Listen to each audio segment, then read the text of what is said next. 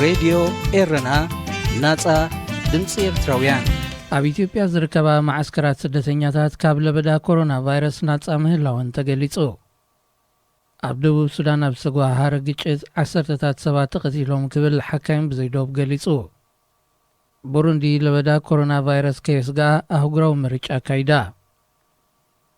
ኣርስታት ዜና ክትከታተሉ ጸኒሕኩም ክቡራት ሰማዕትና ዝርዝራቱ ይቕጽል። ኣብ ኢትዮጵያ ዝርከባ ማዓስከራት ስደተኛታት ክሳብ ዝእዋን እዚ ካብ ለበዳ ኮሮና ቫይረስ ናጻ ምህላውን ላዕለዋይ ኮሚሽን ስደተኛታት ሕቡራት ሃገራት ኣፍሊጡ። ኣብ ኢትዮጵያ ኣብ እሳት 46,000 ሰባት ብዝተገብረ መርመራ 389 ሰባት ኮሮና ቫይረስ ክርከቦም እንከሎ ሞት 5 ሰባት ድማ ተመዝጊቡሎ። ይኹን እምበር ለበዳ ናብቲ ልዕሊ 760,000 ስደተኛታት ተዓቂቦምሉ ዝርከብ ማዓስከራት ከም ዘይተላብዐ እቲ ኣህጉራዊ ትካል ኣብ ናይ 15 ግንቦት ጸብጻብ ኣስፊሩ። ኣብ ኩለንተን ማዓስከራት ምልክታት ሕማም ዝተራዮም ሰባት ዝፍለይሉን ዝውሸቡሉን ጊዜያዊ ማእከላት ኣዳልዩ ከም ዘሎ ዝሓበረ UNHCR ብዝያዳ ግና እቲ ቫይረስ ከኣቱ ኣብ ምክልኻል የድህብ ምህላው ገንዚቡ። ኣብ ኢትዮጵያ መብዛሕትኦም ዜጋታት ኤርትራን ደቡብ ሱዳንን ዝኾኑ ልዕሊ 800,000 ስደተኛታት ከም ዘለዉ ዝግለጽ። ኣብ ክልል ትግራይ ኣብ ዝርከብ 4 ማዓስከራት ጥራይ ልዕሊ 70,000 ኤርትራውያን ስደተኛታት ክህልው እንከለዉ መንግስቲ ኢትዮጵያ 13,000 ኤርትራውያን ዓቂቡ ንዘሎ ማዓስከር ሕጻጽ ብምዕጻው ናብተን ካልኦት ክልተ ፋሕ ከብሎም መዲቡ ይርከብ። እቲ መንግስቲ ለበዳ ኮሮና ቫይረስ ንመቆፅጻር ምንቅስቓስ ሰባት ኣብ ዝድረተሉ ዘሎ እዋን ከምዚ ዓይነት ስጉምቲ ክወስድ ምሕሳቡ ዘይሓላፍነታዊ ምዃኑ ተቃውሞታት ይውሕዝ ዘሎ። ኣብ ኢትዮጵያ ብዘይካቶም ኣብ ጽላል UNHCR ተመዝጊቦም ኣብ ማዓስከራት ዝርከቡ ኤርትራውያን ኣሳት 80,000 ዝኾኑ እውን ኣብ ኣዲስ ኣበባን ካልኦት ከተማታትን ከም ዝነብሩ እዩ ዝግለጽ። ኣብ ሰሜናዊ ምብራቕ ደቡብ ሱዳን ናብ ዝርከብ ዞባ ጆንገሊ ፒየርያ ብዝተባሃለ ከባቢ ብዝተጓሃረ ግጭት 10 ሰባት ከም ዝተቐትሉን ልዕሊ 50 ድማ ከም ዝቆሰሉን ሓካይም ብዘይዶብ ካብቲ ቦታ ሓቢሩ። እቲ ኣህጉራዊ ትካል ድሒሩ ብዘርግሖ መግለጺ እቲ ኣብ ቀዳመ ሰንበት ዝተጓሃረ ግጭት ኣብ ጥቓቲ ኣብ ትሕቲ ዝመሓደር ማእከል ሕክምና ብምክያዱ ሓደ ኣባሉ ከም ዝሞተን 2 ድማ ከም ዝቆሰሉን ኣረጋጊጹ። እቲ ትካል በቲ ግጭት ዝቆሰሉ ልዕሊ 50 ሰባት ኣብ ካልእ ዞባ ናብ ዝርከብ ማእከል ሕክምና ከም ዘገዓዘ እኳ እንተሓበረ ጠንቂ እቲ ግጭት ግና ኣይጠቕሰን። ካልኦት ምንጭታት ብዝህቦ ዘለዎ ሓበሬታ መሰረት ወተሃደራዊ ክዳን ዝለበሱ ዕጡቓት ኣብቲ ከባቢ ናብ ዝርከባ ብውሕዱ 4 ቁሸታት ብምእታው ድሕሪ ዝኸፈትዎ ተኽሲ ኣሳት 200 ሰባት ሞይቶም። ፕረዚደንት ሳልቫኪር ማያርዲት ኣብ ዝሓለፈ ሰሙን ንጠቕላሊ ሓለቓ ስታፍ ጀነራል ጋብርኤል ጆክሪያክ ዝርከቦም ሓያሎ ላዕለዎት ወተሃደራዊ ሰበስልጣን ካብ መዝነቶም ምስጓጉ ንዓብዪ ከጓህር ከም ዝኽእል ተኣንፊቱ ነይሩ እዩ። ደቡብ ሱዳን ካብ መወዳእታ ወርሒ ለካቲት 5 ምክትላት ፕረዚደንት ዘለዎ ሓድሽ ናይ ልፍንቲ መንግስትን ምምሕዳር ዞባታትን ኣቑማ ከም ዘላ ይፍለጥ። ቡሩንዲ ን15 ዓመታት ኣብ ስልጣን ዝጸንሐ ፕረዚደንት ፒየር ንኩሩንዚዛ ንምትካእ ትማሊ ረቡዕ 20 ግንቦት ሃገራዊ ምርጫ ካይዳ። ኣሳት 11 ሚልዮን ካብ ዝበዝሑ ህዝቢ ቡሩንዲ እቲ ከድምጽ ዝተመዝገበ ኣሳት 35 ሚእታዊት ኣብ ልዕሊ 14,700 መድመጺ ነቑጣታት ድምፂ ክህብ ውዒሉ። ነቲ ብስልጣን ዝጸንሐ ፕረዚደንት ንምትካእ 7 ሕጹያት እዮም ተወዳደርቲ ኮይኖም ቀሪቦም። እንተኾነ ክዕወት ይኽእሉ እዮም ተባሂሉ ቆላሕታት ዝተዋህቦም ሕጹያት ኣብ ስልጣን ካብ ዝጸንሐ ሰልፊ ዝተወከለ ኤቫሪስ ዳያሺሚን መራሒ ዓብላሊ ተቃዋሚ ሰልፊ ኣጋታ ሩዋሳን እዮም። ውፅኢት ምርጫ ድሕሪ ሓደ ሰሙን ብወግዒ ክንገር እዩ። ልዕሊ 50 ሚእታዊት ናይ ደገፍ ድምፂ ዝረኸበ ተወዳዳሪ ንዝቕጽል 5 ዓመታት ፕረዚደንት ቡሩንዲ ኮይኑ ቃለ መሓላ ክፍጽም እዩ። ጎስጓስ ምርጫት ሃገር ኣብ 27 ሚያዝያ ካብ ዝጀመረሉ እዋናት ሒዙ ኣብ ሓያሎ ዞባታት ቡሩንዲ ኣብ መንጎ ደገፍቲ ተቐናቐንቲ ሰልፍታት ግጭት ከም ዝተጓሃረን ልዕሊ 33,000 ዝግመት ህዝቢ ድማ ካብ ቤት ንብረቱ ከም ዝተመዛበለን ጸብጻብ ሕቡራት ሃገራት የመልክት። ኣብ ዞባ ዓበይቲ ቀለያት እትርከብ ንእሽቶ ሃገር ቡሩንዲ ለበዳ ኮሮና ቫይረስ ከም ምኽንያት ከየቕረበት ሃገራዊ ምርጫ ክትካይድ ምውሳና ህዝቢ ንለውጢ ዝጸንሖ ባህጊ ዘንጸባርቕ እዩ ክብሉ ተንተንቲ ፖለቲካ እቲ ዞባ ኣረዲዮም። ይኹን እምበር መራሕቲ ፖለቲካውያን ሰልፍታት ቡሩንዲ ስጋት ለበዳ ኮሮና ቫይረስ ኣብ ግምት ከየእተዉ ከካይድዎ ንዝጸንሑ ኣኼባታትን ጎስጓሳትን ብወግዒ ዝነቐፈ ውድብ ጥዕና ዓለም ዝሓለፈ ሰሙን ካብቲ ሃገር ተሰጊጉ እዩ። ብሩንዲ ብኮሮና ቫይረስ ናይ ዝተለኽፉ ብዙሕ ሰባት 42 ክበጽሕ እንከሎ ሞት ናይ ሓደ ሰብ ድማ መዝጊባላ። ኣብ ኣፍሪቃ ኣብዚ ዓመት ኣብ እሳት 22 ሃገራት ሓፈሻውን ዞባውን ምርጫታት ክካየድ ተመዲቡ እኳ እንተሎ ሓያሎ ሃገራት ብለበዳ ኮሮና ቫይረስ ኣብ መኻኔን ክስርዝኦ ወይ ከናውሕኦ ከም ዝኽእላ ኢትዮጵያ ቀዳመይቲ ኣብነት ኮይናላ። ዜና ኣብዚ ይፍጸም። ሬድዮ ኤረና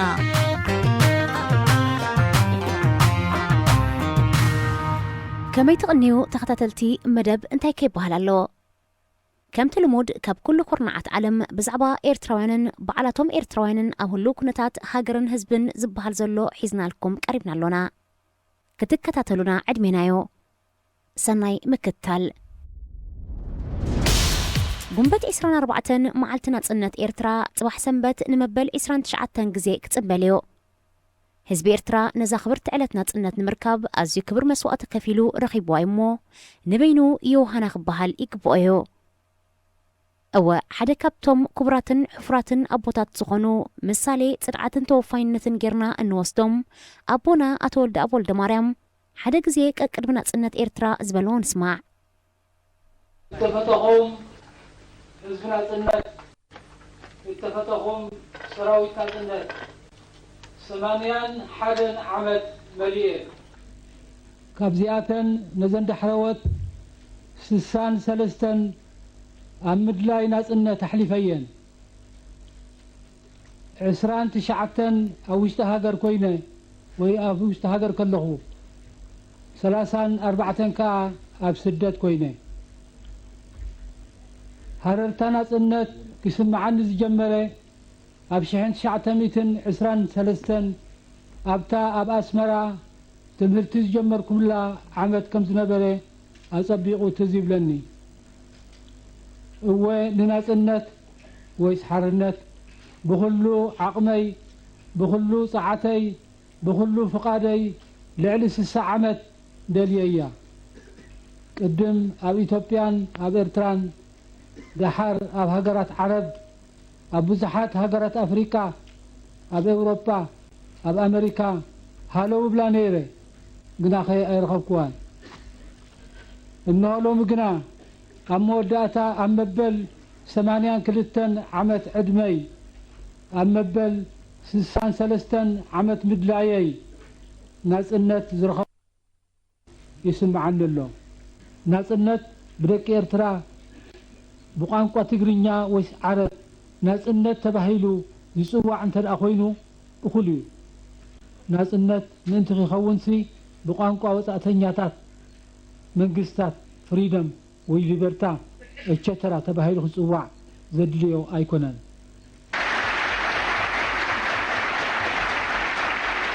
رئيس نجر ناينات النت هلاوي وي زي هلاوي ايو هلاوي ايو خبترقا قصي بوزاتنياتات ممراقو زي ممراقو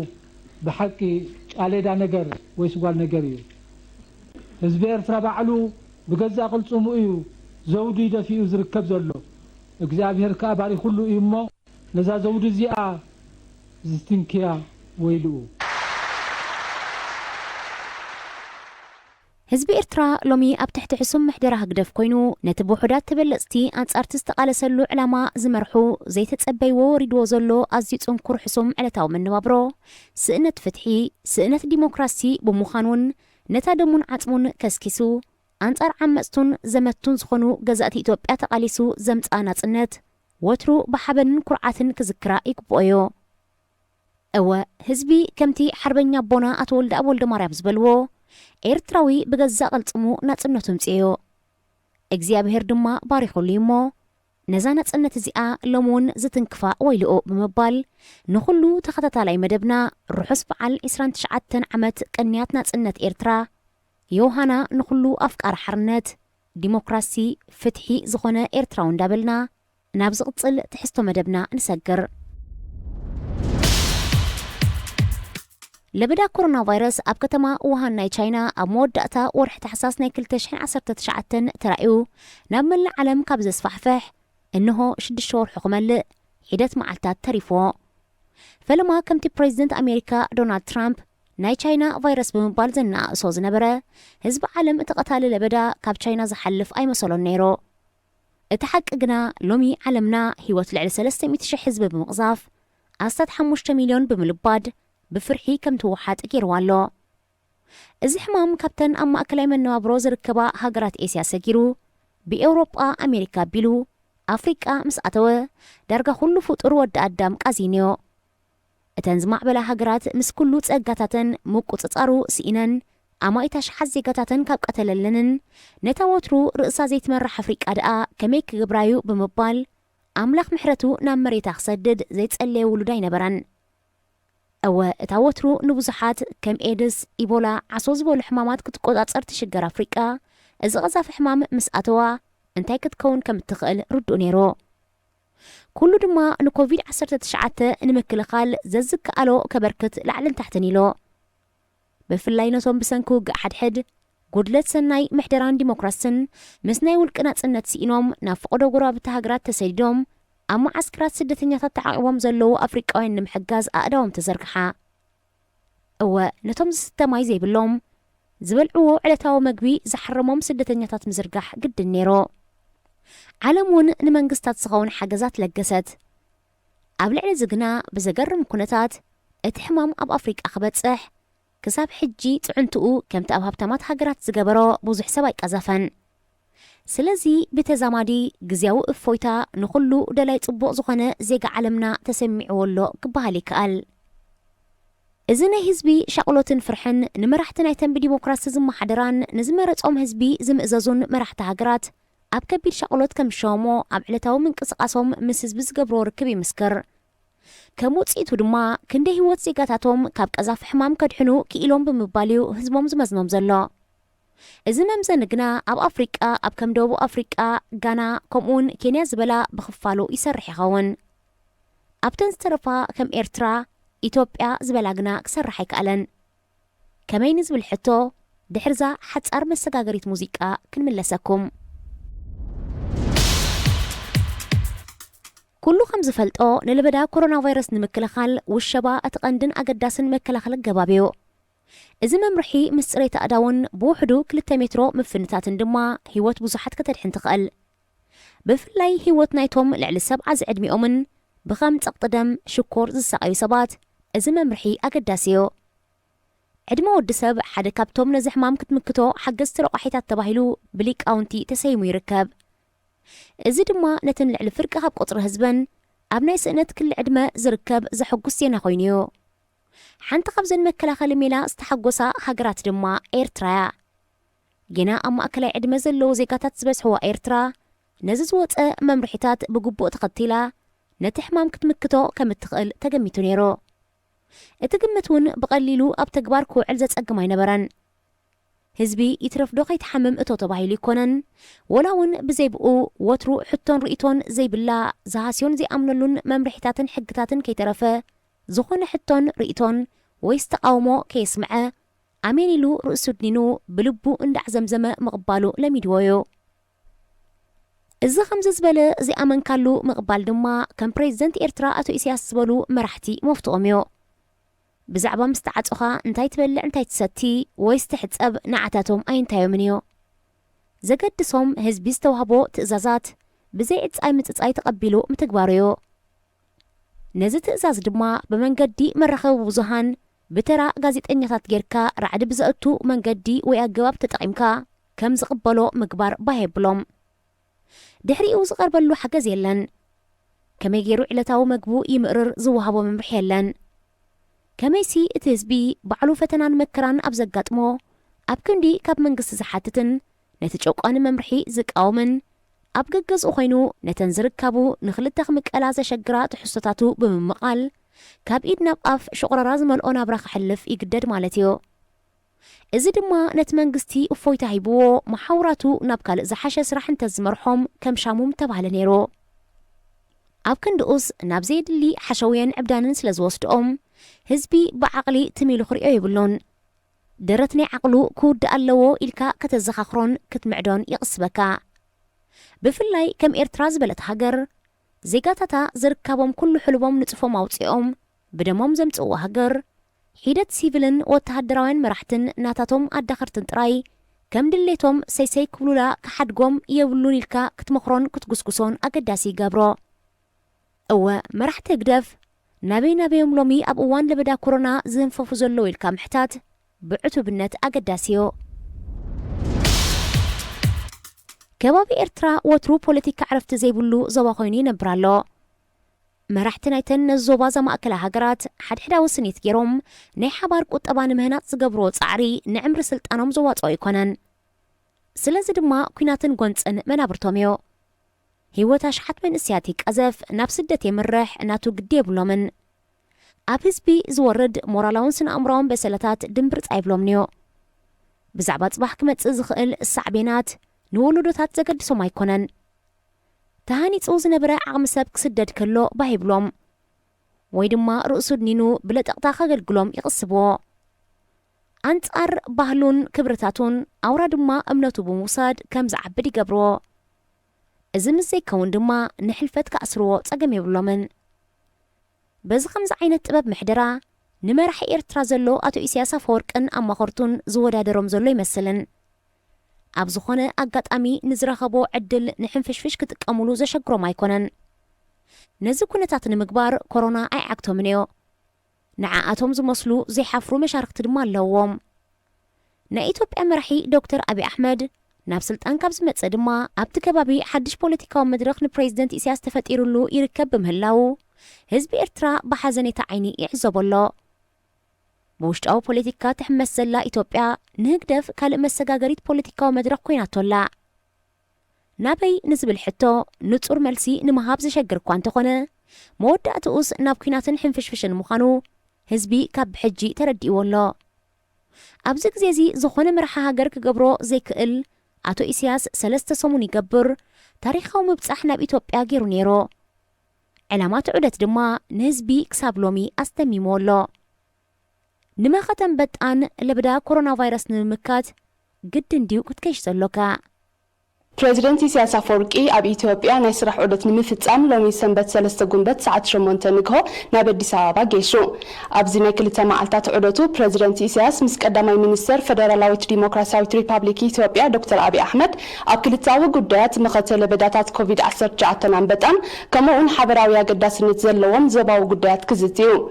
ሚኒስተር ጉዳያት ወጻኢ ኣቶ ዑስማን ሳልሕን ኣማኻሪ ፕሬዚደንት ኣቶ የማነ ገብረአብን ምስ ፕሬዚደንት ኢሳያስ ሓቢሮም ተጓዒዞም ኣለዉ ብዙሓት ኣብ ትሕቲ ሳህለ ሰሃራ ዝርከባ ሃገራት ኣፍሪቃን ከምኡውን ሃገራት ዓረብን ብወራር ናይ ምድረ በዳ ዕስለንበጣ ዓመት መፀ ይሽገራየን ከምቲ ልሙድ ነብሰን ብመግቢ ስለ ዘይክእላ ድማ ወትሩ ካብ ዓለማዊ ፕሮግራም መግቢ ማለት ወርልድ ፉድ ፕሮግራም ከምኡውን ካብ ውድብ መግብን ሕርሻን ድማ ናይ ቴክኒክን ፋይናንስን ድጋፍ ነዘን ሃገራት ከይተለገሰለን ክጸንሓ ዘለዎን ተኽእሎ ኣዝዩ ጸቢብ እዩ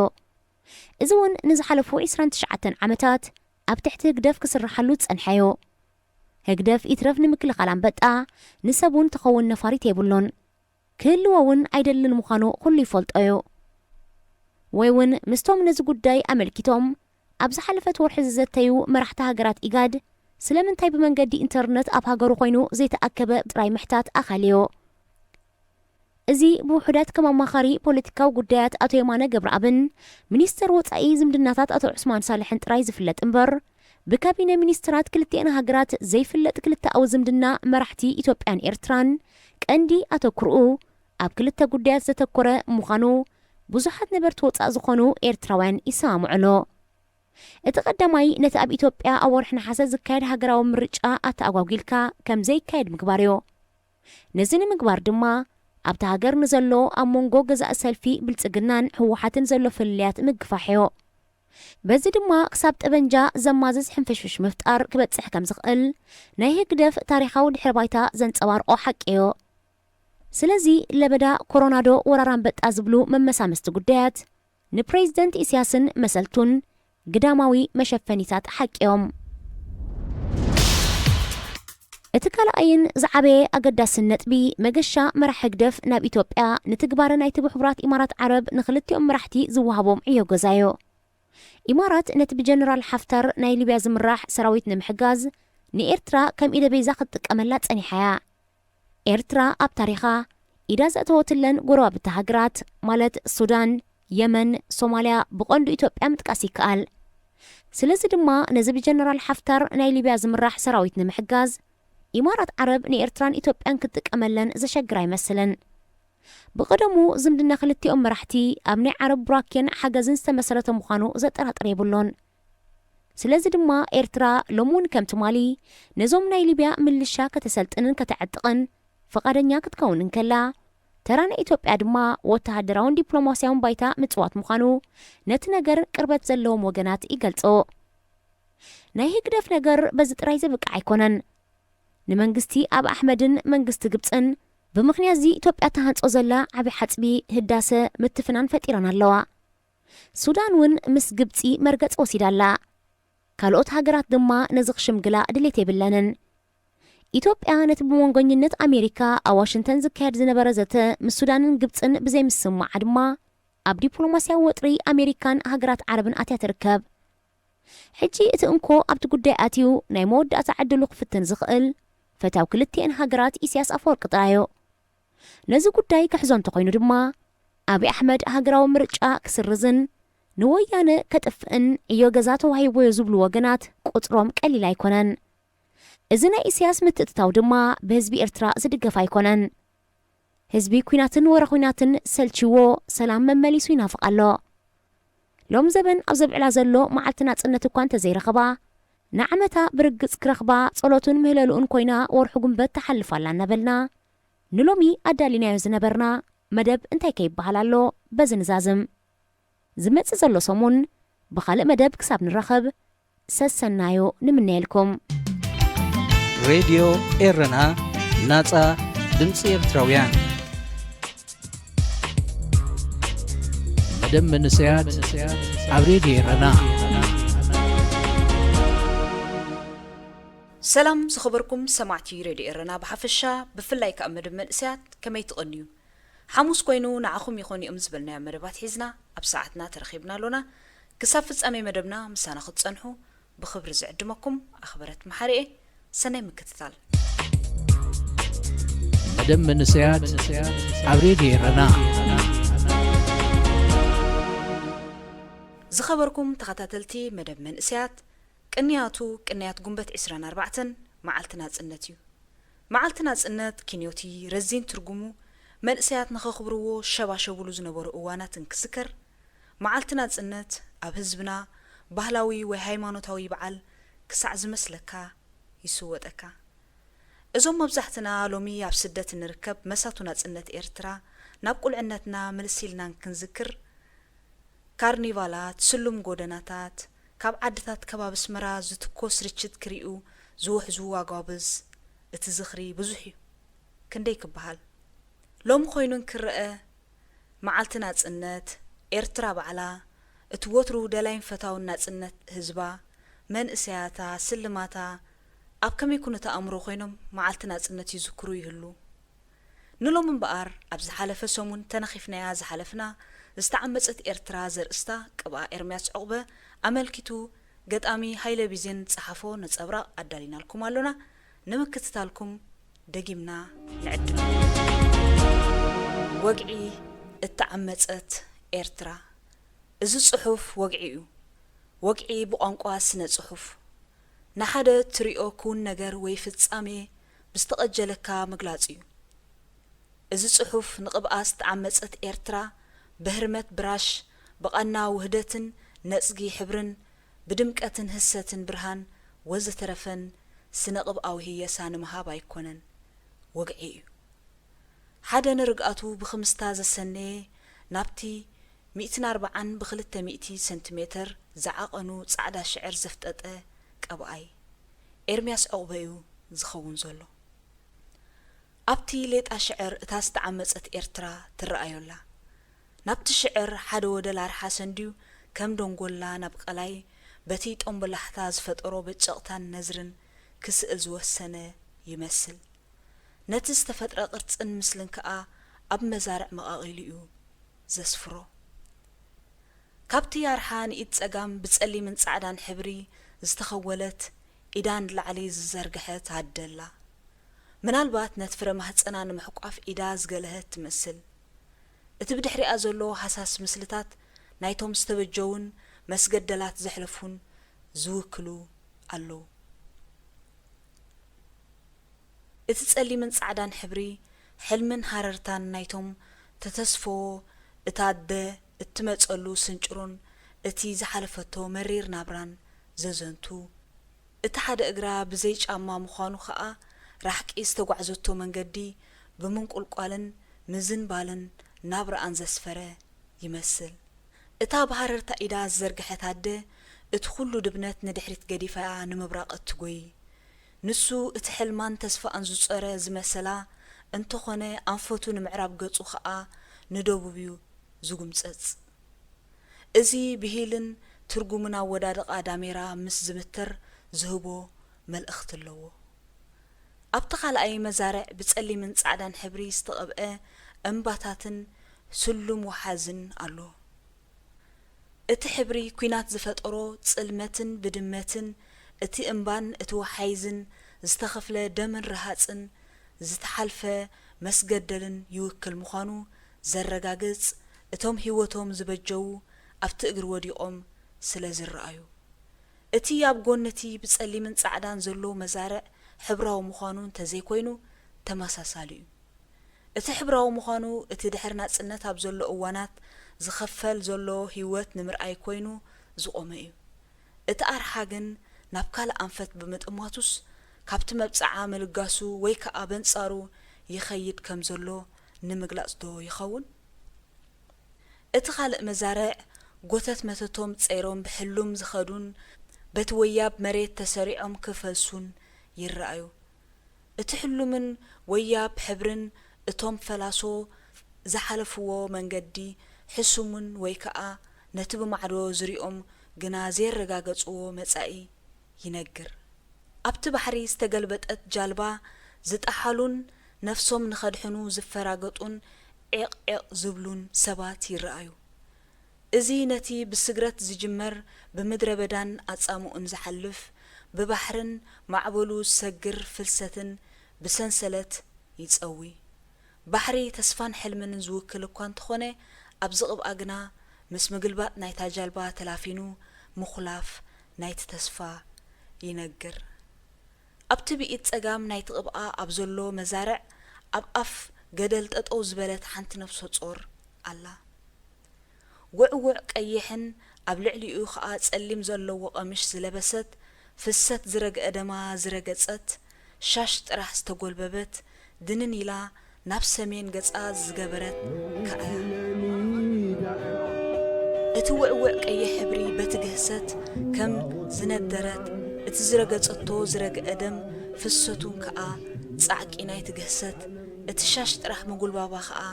ስምባዳኣን ነፍፃን ዝገልጽ ተወክሎ ዘለዎ ይመስል እቲ ውክልና ተመጢጡ ምስ ዝርአ እታ ተዓሚፃ ነፍሲ ጾር ዝኾነት እታ ባህረርታ ኢዳ ዘርጊሓ ዝተቐበለዶ ትኸውን መልእኽቲ እቲ ኣብ ልዕሊኣ ዘሎ የኣክል ጽሑፍ እውን ዘዳምቆ ኣለዎ ንታሕቲ ምድናና ሕሰማን ሰንፈላላን እቲ ኣብ ከብዳ ዘሎ ድሙቕ ሽሮታይ ሕብሪ ከዓ ዝውለድ ብርሃም ከም እትትስፎ ዝእምዶ ይኸውን ዝኣመሰሉ ሕቶታትን መልስታቶምን ዝነግርዎስ ኣለዎም ንሳ ምስቲ ኣብ ጭርኡ ኣይከሰርናን ዝብል ሕላገት ዘለዎ ኣርሓ ሕቆ ንሕቆያ ተዋሂባ ዘላ ንሳ ንምብራቕ ንሱ ከዓ ንምዕራብ ብምእንፋቶም ቁንቁኛ እቲ ብሂል ዳሜራ ሕጂውን ኣይረሳዕ ኣብ ልዕሊኣ ኣብቲ ዝነደረ ሓምራይ መሬትን ዕንቁ ባይረ ዝሕብሩ ባሕርን ዘለዎ መዛርዕ የኣክል ዝብል ጽሑፍ ኣሎ እቲ ኣብቲ መሬት ዝዓልብ ብርሃን ቅድሚ ምውጋሕ ዘሎ ሕብሪ ወገግታ ብምዃኑ ዝተረፈ ጉዕዞ ንኣግዕዞ ከም ዘሎ ከም ዝእንፍትን ዘተስፉን ክትርጎም ይከኣል ናብቲ ብጦብላሕታ ምስልታት ዝፈጠረ ኣርሓ ንመለስ ብጅንጉርጉር ሕብርታት ዝደመቐ ድልዱልን በዓል ግርማ ሓውርን ብሓውሲ እንስሳን ሰብን ዝተወከለ ዓይኑ ደም ዝሰረበ ኣብታ ጸጋመይቲ እዝኑ ናይ ሰብ እዝኒ ምስ ተንቃሳቐሲት ስልኪ ዝደረበን እዩ ተወክሎ ሕውስዋስ ባህሪ ጭካነ ተጻናጻንነትን ከዓ يمثل بيمانا إيدو زرقصو غازيطا مجهاس نصانت حسابن صحفتن معمطارن ابتلعلتي حنباشا مشانن محسام لمعاتن مرغاص مسالل كا محنغاد نمعباله زغلص مخانو فطيطو سلازلو اتنسو زفطرو انزا نمدماص بداي مداي سفره سلازمسل بدبدبو محداغو برات كالو بمنصرتي بلعتي اتارحا قنينو اتنطلطله اتبرات معمصي انت خوينو باغو زفطر قانزا يغمت انت دአ سنسلت ناي ايوانات زنگر كوينو غنا زمطط وقعي الله باصاوعا شمگل زبلا اديتات برات دربشيو زبحال دربش كا حدا خابتم غزاتي ارترا زنبرو خوينوم اتبرات كا مسኦም ስለዝመጽ ይዝኸውን እዚ ስምዚ ተዋሂቡ በወክልና ምስንሪኦ ዝጸውየ ጽውያ ኣለዎ ምናልባት እዚ ኣብዛ ቀብኣ ዘሎ በራት ምስትገሰት ናይቶም ሰንሰለታውያን ገዛእቲን ኣደራዓቶምን ንኽመሳሰል ዝሰፈረዶ ይኸውን እቲ በራት ክቕዳሓሉ ከሎ ጮሮቕሮቕዩ ዝብል ሻሂ ክትጽበየሉ ከለኻ ኣፍካ ማዩ ዘመልእ عمز كون قرقر كلغنا اتقنزا نوحي يسخون ازو وقعي يدمدم نتا بقبري تعمق زلان مرأي قوح مبال زدلي ايكونن نزا ابزاقب انا ارمياس عقب زلا استعمقت ارتران مرأينا دخوم عينن دخوم حلنان كهلو يبلون راديو إيرنا ناتا دمسي ارتراويان زخبركم تخاتلتي مدب مرئسيات نلوم زبلنا مدب كم استخاتلكم وإنيرو كساع زمت حموس مسترفو مدبات راديو إيرنا نحدقكم سنايك أنا مدب من سياد عبريدي إيرنا